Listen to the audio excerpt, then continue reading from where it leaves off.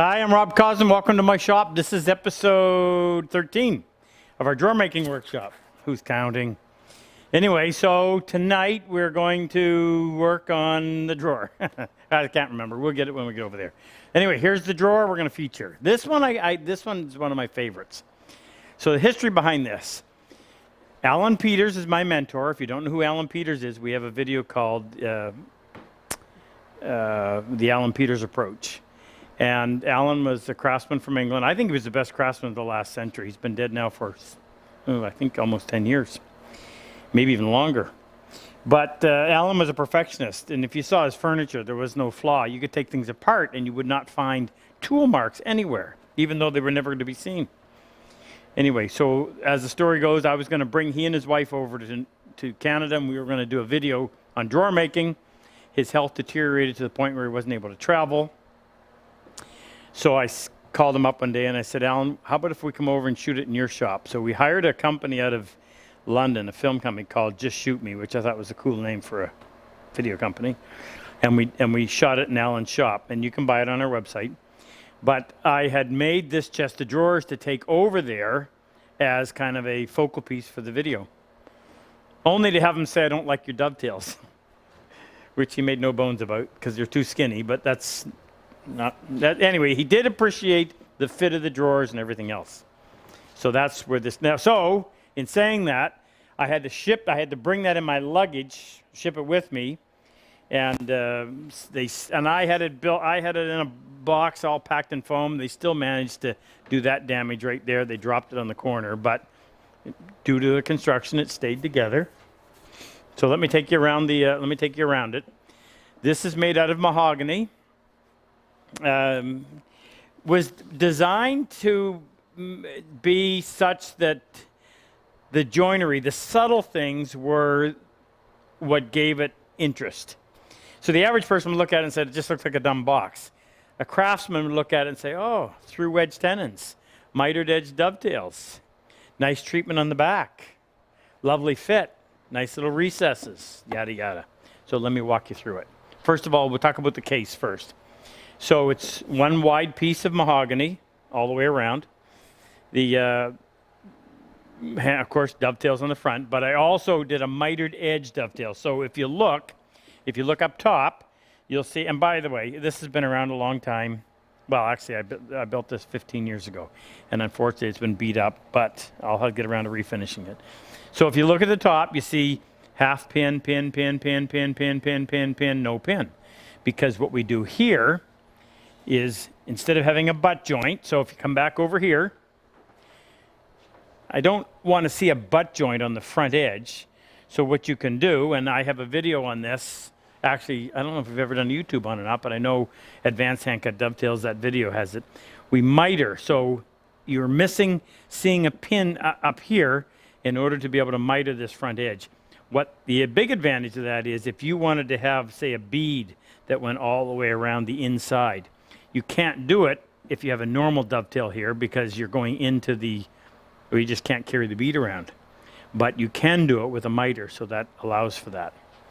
Now, and then to make sure that everything was rock solid, all of the drawer dividers, which are made out of mahogany, are through wedge tenons. So, by the way, that piece is solid, it runs all the way through. That's why this thing weighs as much as it does.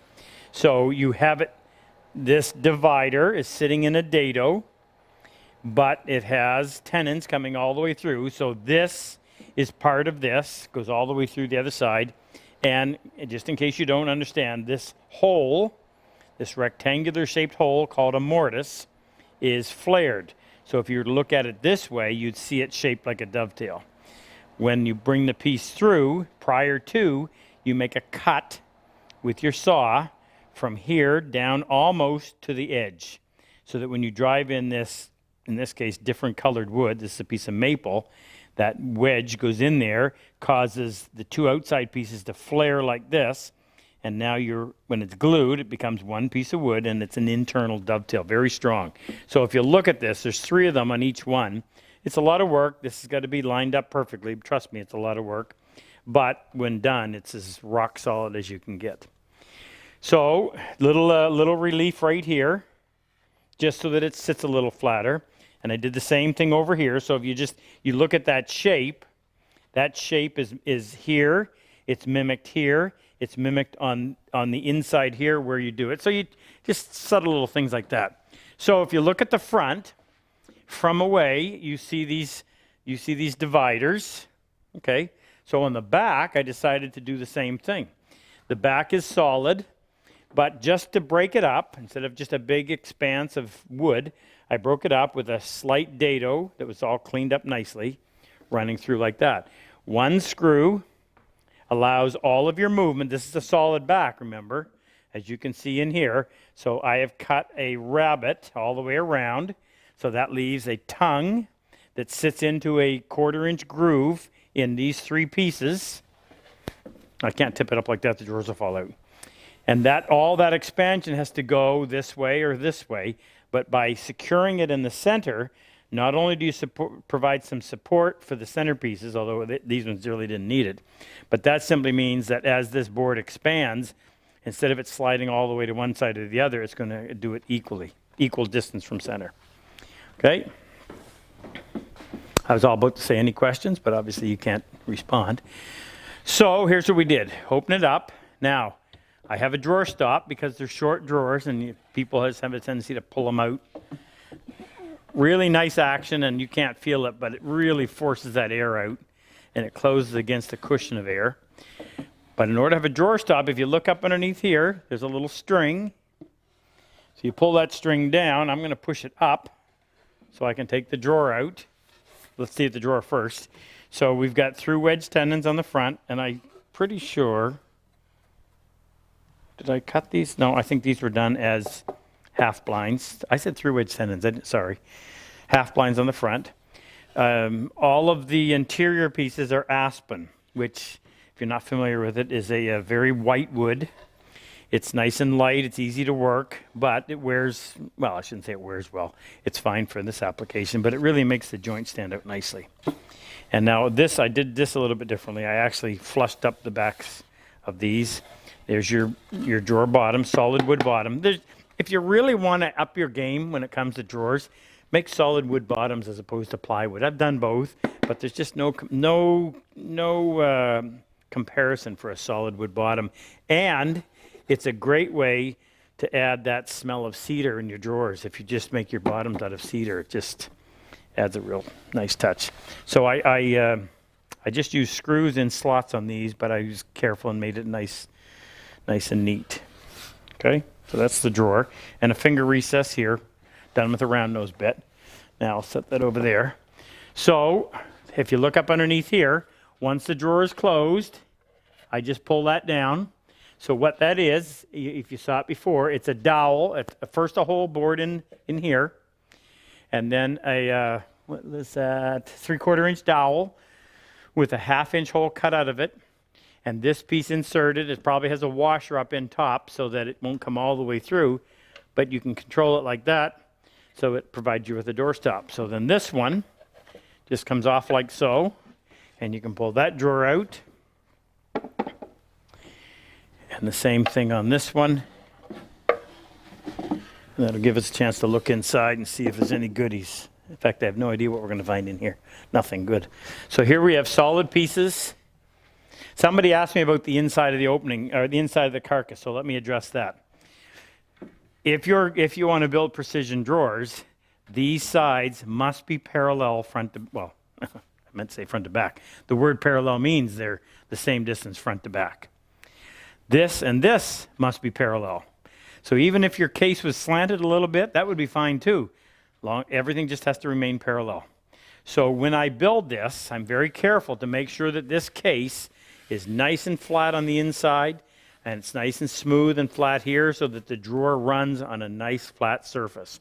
I also make sure that it's smooth up here too, because when the drawer comes out beyond the halfway point, it has a tendency to tip a little bit. You remember, we always have to allow for seasonal movement up and down. None side to side, enough up and down so that it doesn't bind at the moist part of the year. But when it comes out to the halfway point, it has a tendency to tip a little bit. Now you're riding up underneath here, or your drawer side is making contact, and you want that to be nice and smooth so it's effortless movement. And here's some drawer stops. So what I did with these drawer stops is I cut a slot in here, and then you can, if you look really close, this is kind of a modified T sitting down in there, so it gives a good secure stop. Has to be low enough so that the drawer bottom will slide over top without fetching up on it. And it's the drawer front that stops against this. Now, you have to have your drawer stops here if you're dealing with a solid wood construction. Because if not, as this expands, the cabinet's going to get wider. Your drawer would go farther in if you were stopping against the back. So you stop against here, and then this reveal that you see all the way around when the drawer is shut always remains the same. Okay, really like that case. It's been sitting at Jake's house. I want to get it back. This is the bottom one. Now, in closing this piece of it before we go on, now I put that back in there so that when we bring it out, it stops. I think this was actually an afterthought, although I can't remember exactly.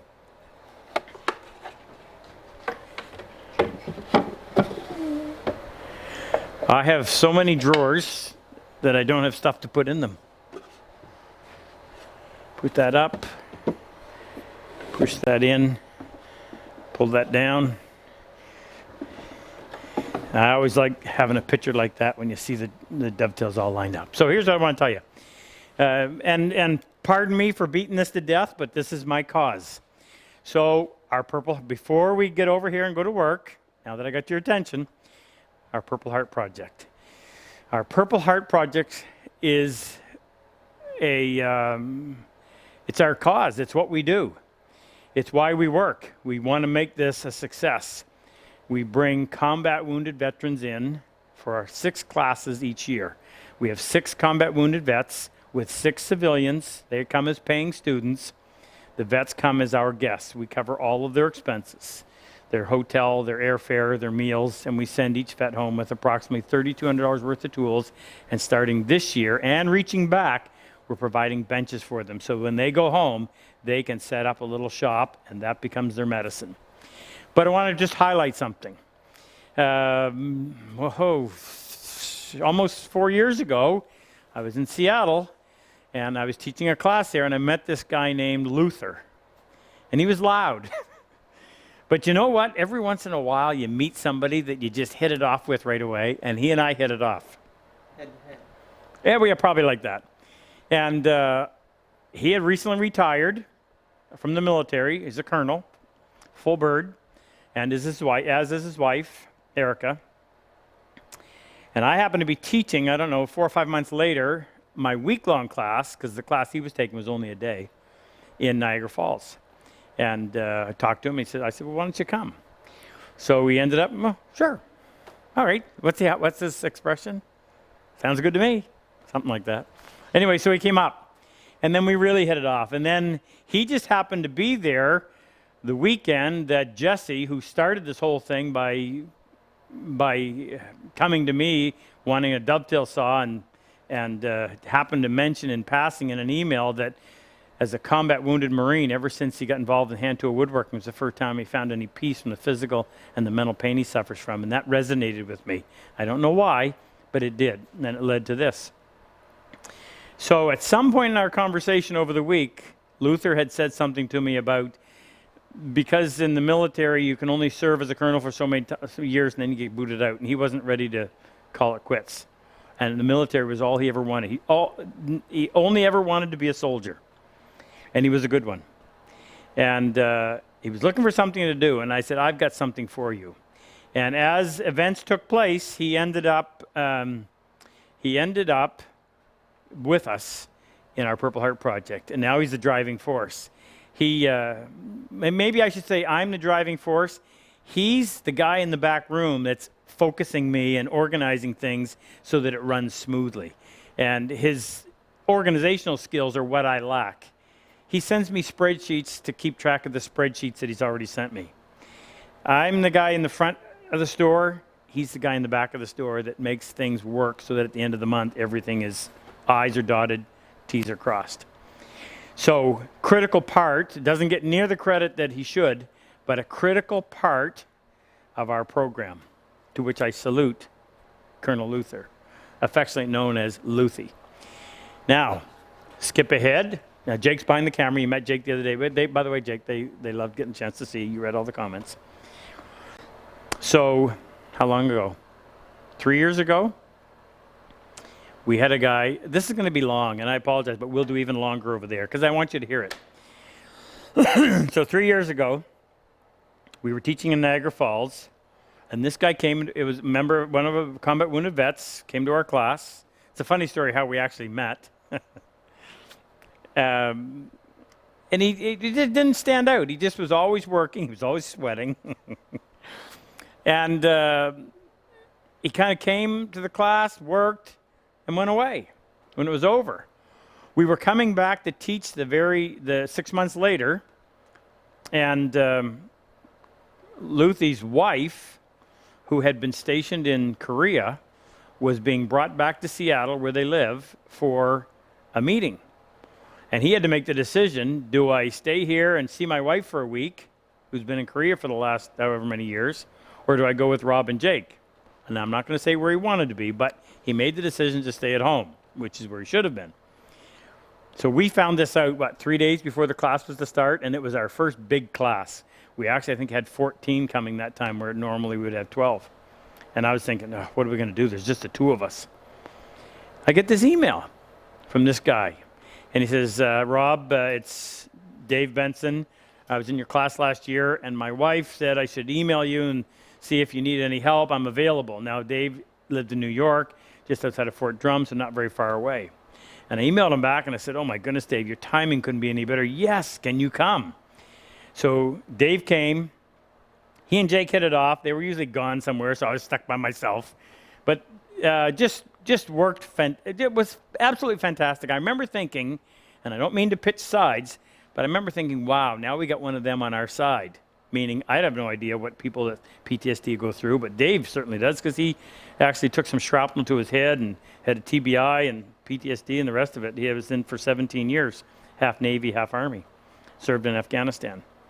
So Dave came. He was fantastic. Now, we used to do 2 classes back to back.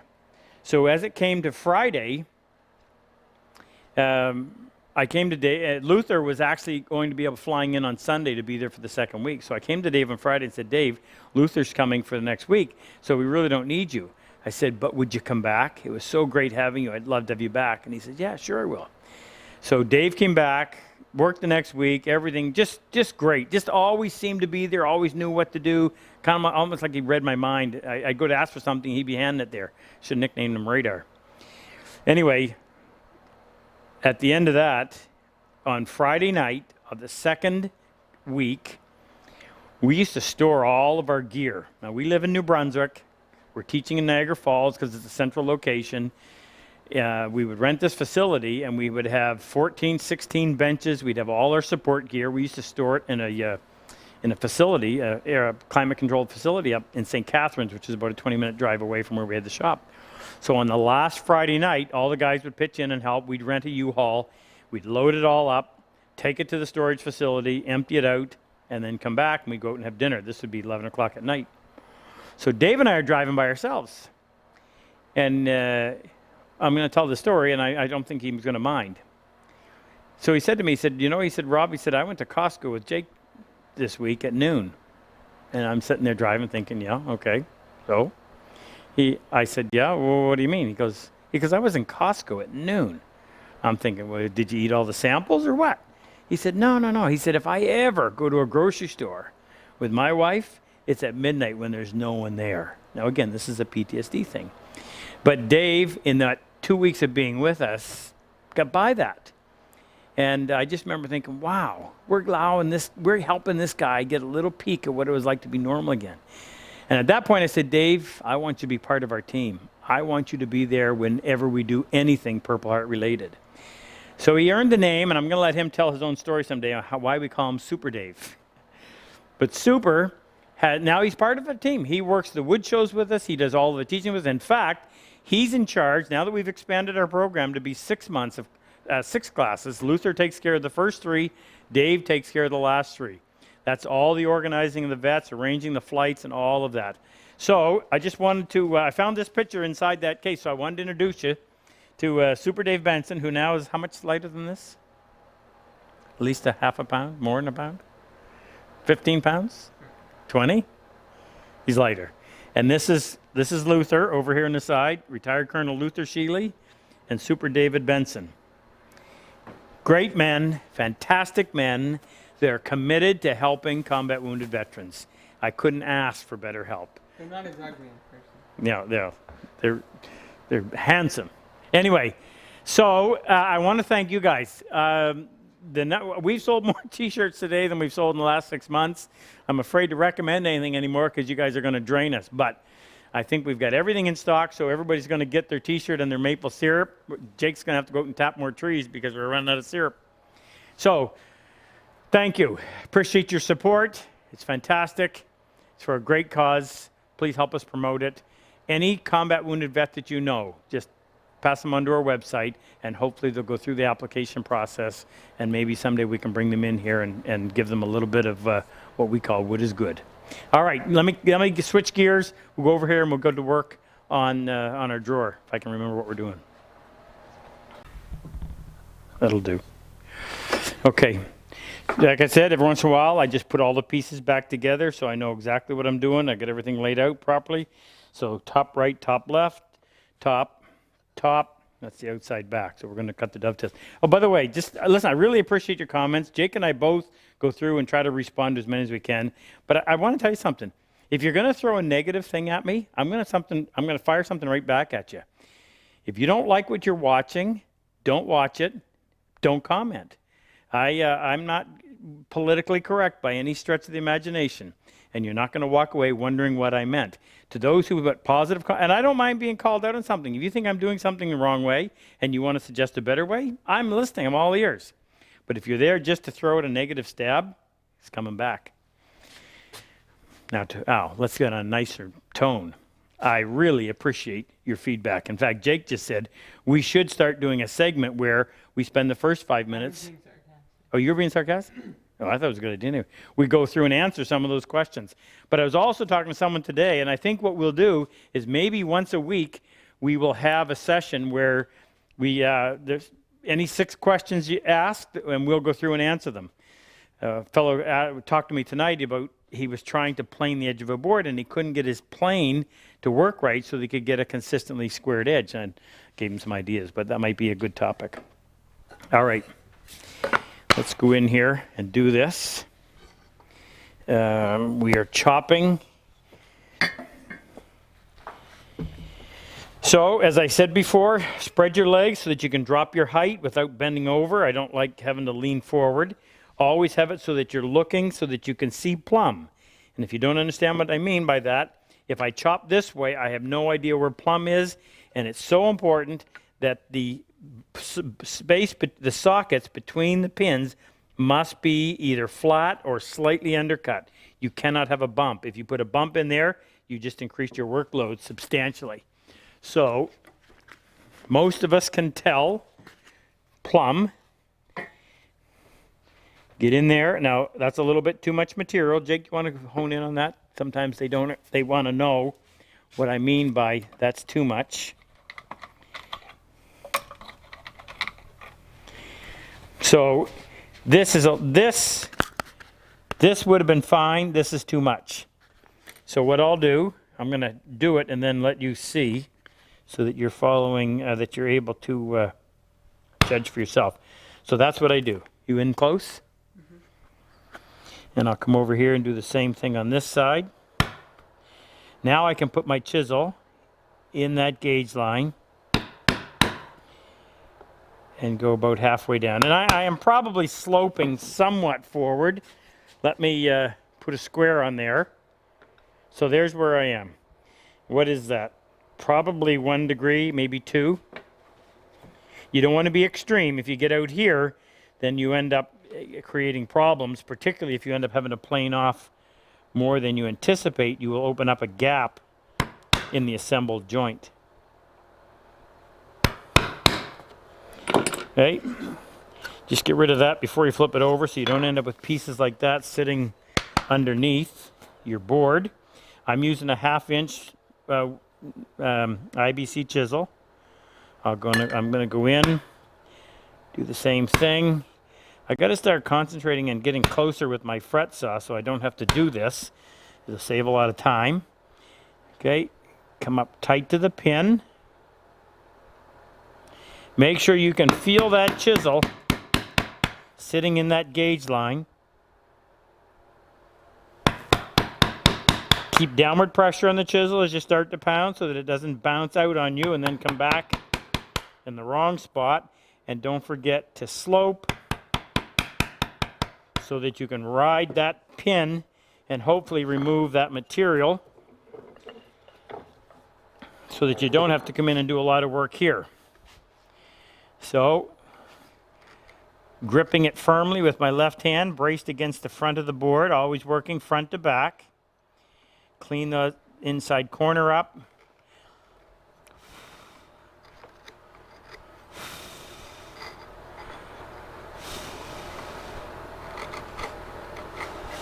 That was pretty good. And that one I cleaned up last night. So now we'll take our square, set that on there. By the way, that's the one I use. It's the 2-inch PEC. It's just really handy for this, just because it's the right size. First of all, we check, make sure it's flat. If it rocks, then you know there's a bump. It doesn't rock. Well, it rocks, but I mean, it doesn't tip. You know what? I think I might actually have a little bit of a bump. I just burnished it with the chisel right here. Not the chisel, I mean the square. So I'll go in and do that. Check it again. You don't want to discover this in the process of pounding the joint together and all of a sudden the gap doesn't close and you're wondering why not. Now we go over to the side. Let's see if we get one right. That one is right and that one is right. Both of these, there's a problem. So we'll go in here and just get rid of, oh yeah, I see it right there, I think, where I stopped short with the saw. That was a Frank Costanza stop short move. That was for a med.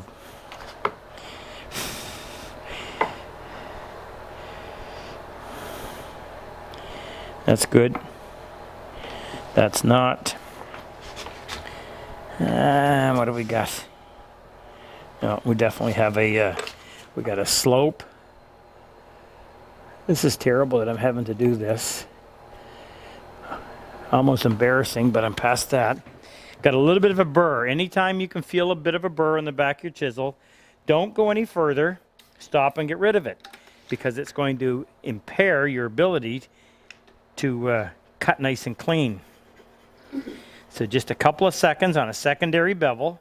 Secondary bevel is when you're up off of the primary just by a few degrees. Tertiary bevel over here in the fine stone. Little short strokes forward and back. If you do circles, you're going to end up skewing your edge. Then lay that down flat. Knock off that little burr. Resharpening of a chisel is less than 20 seconds. Okay, where are we? Let's come in here. Follow that out to the front.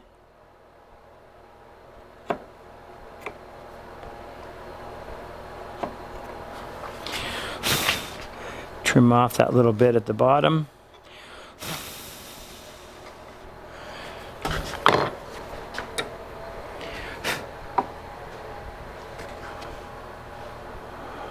Ah, crap. Look at that. We still got material to remove. And when you do this, don't start at the top. You've got to come down in from the top.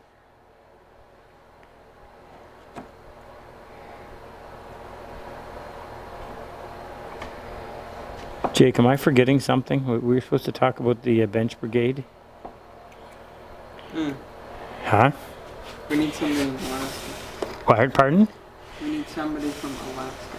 We do? Yeah. Okay, so our bench brigade is what we've put together to be able to provide each one of our vets that comes to our class with a workbench.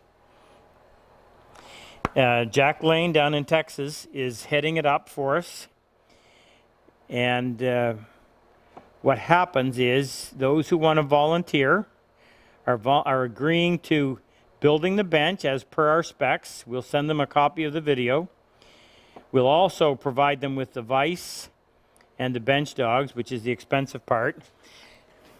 You, the volunteer, procure the MDF and the Baltic birch plywood. You build the bench, you finish it, and you also ship it to the individual vet that we assign you to. And apparently we need so we need a volunteer in Alaska. Do we know where? Alaska's a big state. But if you're in Alaska and you want to participate in this, we've had an overwhelming response. It's been fantastic.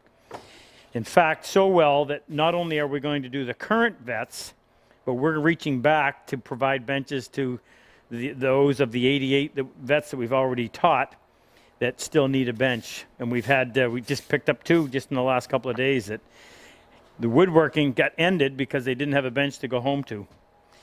So that'll be renewed. So calls out for Alaska. You can email me directly, Rob@RobCosman.com. All right, so we are done here. Now I'm going to stop for a second. This is the top back. I'm going to stop. I'm going to go ahead and I'm just going to remove. I'm going to take the waste out of these 2 pieces because we're done with them. I recommend you do this just because it prevents me from accidentally using the wrong piece, because I know if the parts are out, then I've already done it. Drop to the bottom, up off the bottom, and this is where you want to try to get as close as possible.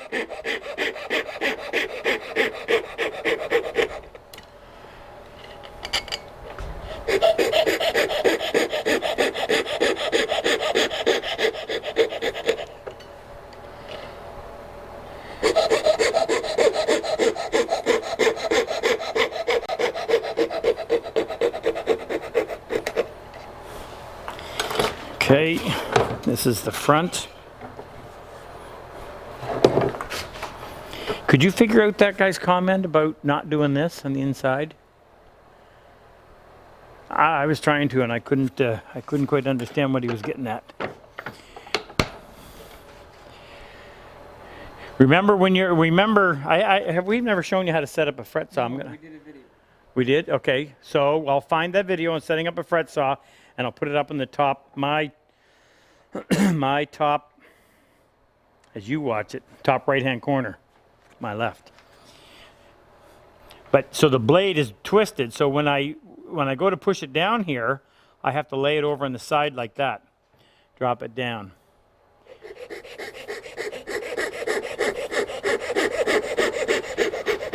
Now, I hate saying things without a reason, so let me just show you something real quick.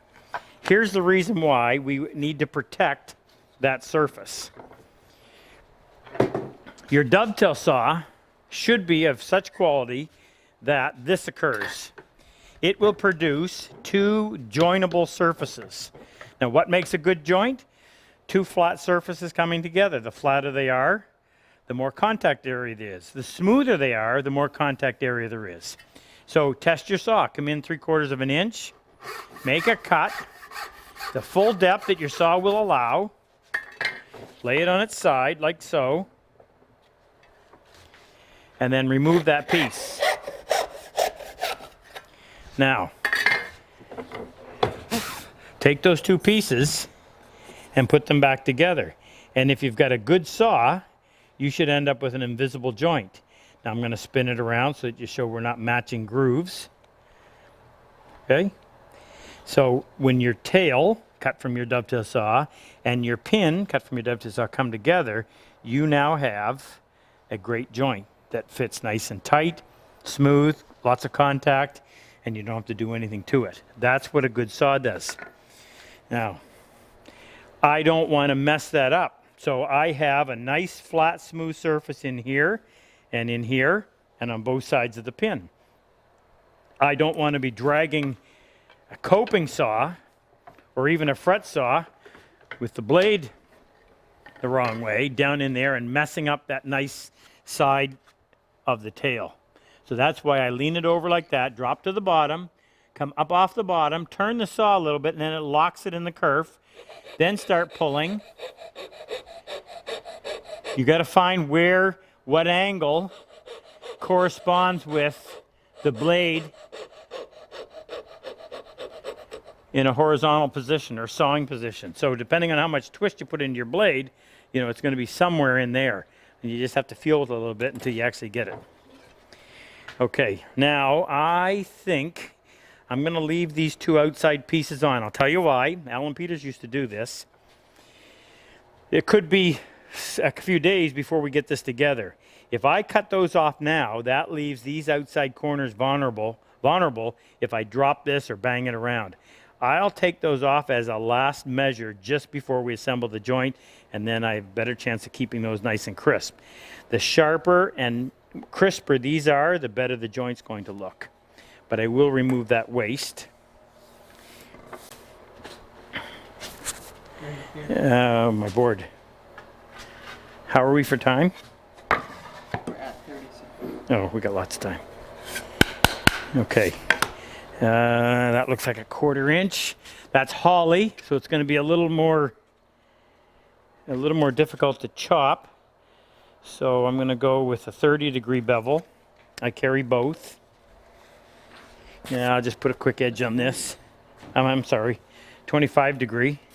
When I say I carry both, I have my 17-degree for working with really soft woods or paring when I have to.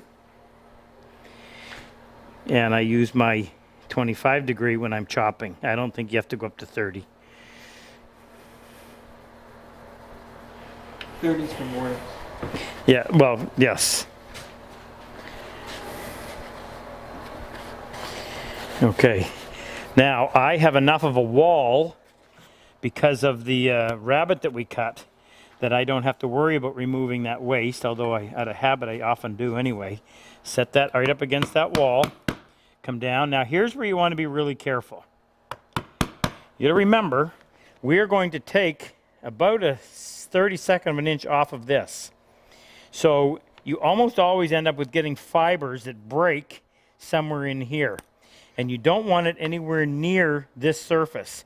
You get it too close to this surface, you start planing, and all of a sudden you open up this gap down here below the pin. Looks terrible. So the best way to avoid it, A, have a really sharp chisel. B, only go about 1/3 of the distance from the inside. Flip it around and come the other 2/3 from over here, because it always starts to break somewhere before you meet where you stopped from the other side. And the closer to this side that you are, the farther away from the outside surface that breaking is going to occur. I hope that makes sense. Now, I can't get out of the habit. When I have that much, I have a tendency to want to come in and just back it off a little bit. Then I'll set the chisel right up tight. Go down 1/3. And you will discover as you do more and more of this that certain woods will require that you pay particular attention to that. Now this has got a really light line, so I'm having to be careful and feeling for it so I know when I'm sitting in that gauge mark. This one's got way too much waste, so we'll back some of that off. I'm even going to do it twice.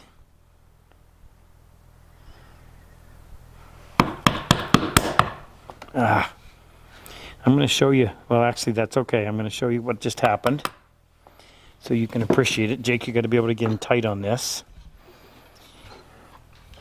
Okay, working front to back always.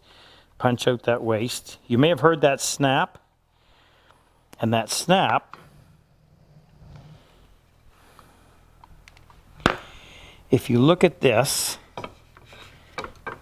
where'd that go? Where'd it go, Jake? That's it? See if I can figure this out. Okay, so here's where I was chopping. You see, it was cut here, but then in the middle it broke. So if you look in here, now you tell me if you can get in there and see. It's this one did it too, but this one did it even more so. So if you follow my arrow,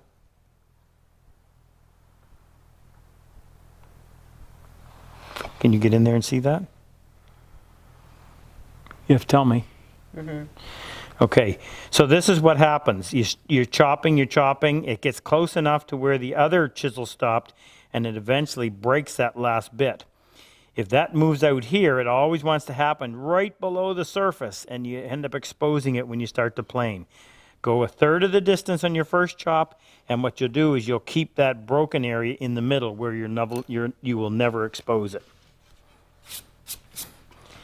I had to find that one out the hard way. Okay, let's do the last of this one.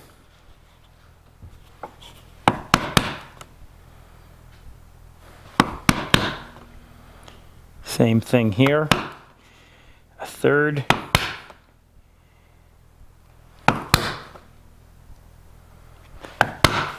This holly, when you chop it, it almost sounds like it's, instead of cutting, it's breaking. That has something to do with how hard it is. What was the number on it, Jake? Do you remember? No, I don't. What was the name of that? What was that called? Janka? The what? Janka? The Janka number? Hardness. The hardness of wood.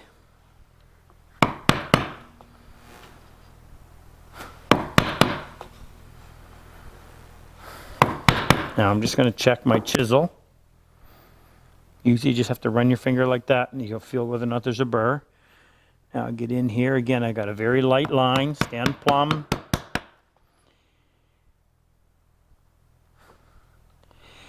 That, look at that chisel moved on me. My line, you see that? Can you? Can you see that? I didn't want that to happen. Fortunately, it's small enough that it won't show bad.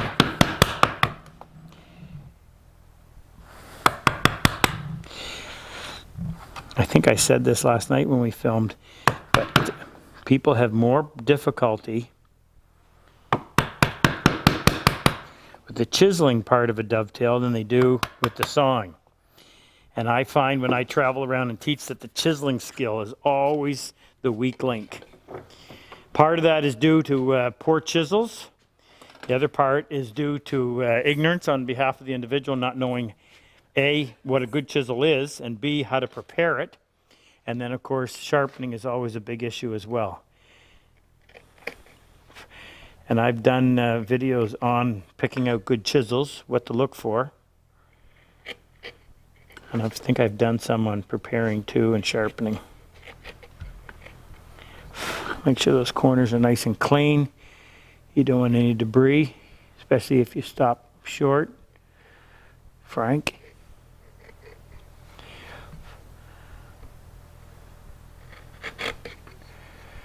That's my move.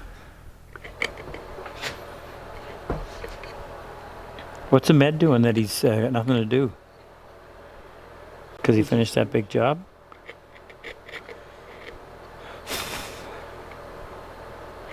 Does that mean we're going to get some chisel handles? Huh? Maybe. Okay. That one is done. We're at 44. Are you thinking that's enough? Really? Well, we talked a lot. Let's do a little bit more. No, we better not. 44, we start losing interest. By the way, I'm almost afraid to say this, but people ask, well, who pays for this? So folks donate money all the time to help us with the Purple Heart Project, but we also, 10% of any of our saw sales go to filling any of the gaps in the funding. So if you're buying a saw from us, just know that 10% of that is going to a Purple Heart Project. If a rush comes, we could be in trouble. We've been making saws all day, all week. Okay, so tomorrow I gotta find, I hope I can find one more chest of drawers. We'll finish off that corner. We'll then cut our rabbet, our dado, our groove, it's late, our groove on the 3 pieces, not the back. We got to cut our back down. We got to dress the back. And then, now, here's the bottom that I did quite a while ago. And if you see, it's really bent. But we can easily, this is aspen. It's really easy to lay that flat. It's just a little bit tricky because when you're trying to plane it, you've got to keep it nice and flat in order to get a good cut. Fortunately, I've already planed that side, so part of it's done. Any final questions? Okay, really appreciate your support on the t-shirts.